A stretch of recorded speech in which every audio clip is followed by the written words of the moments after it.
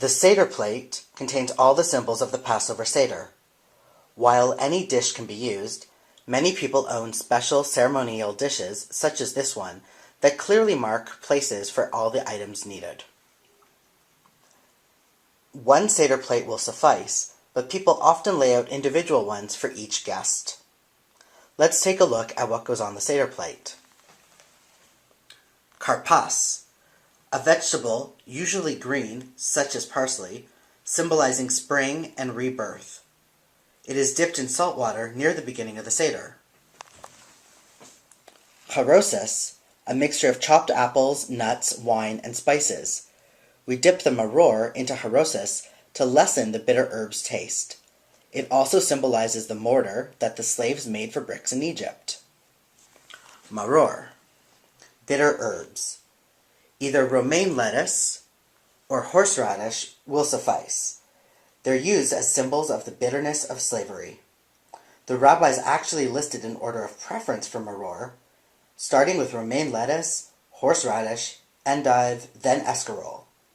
They preferred romaine lettuce because, like the Egyptian experience itself, it first tastes sweet and only later becomes bitter. Beitza, a roasted egg, symbol of the festival sacrifice, offered by each Jew going up to the temple in Jerusalem. The egg should be hard-boiled, and then, still in its shell, placed on a stove burner until part of it is scorched.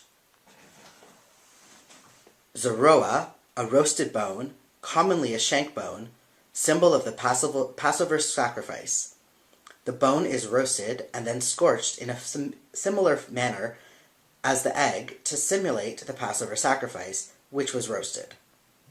For vegetarians and others who prefer not to use a bone, the rabbis of the Talmud suggested an alternative, a broiled beet.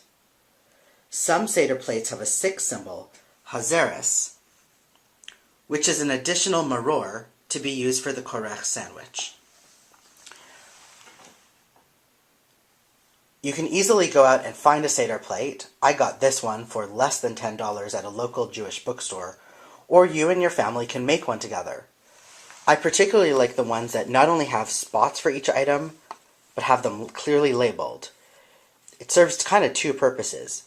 You have a Hebrew-English lesson, but also, as you're racing around before the Seder and you can't remember what you still need to do, you can quite clearly see you forgot the egg. Hag Sameach, Happy Passover.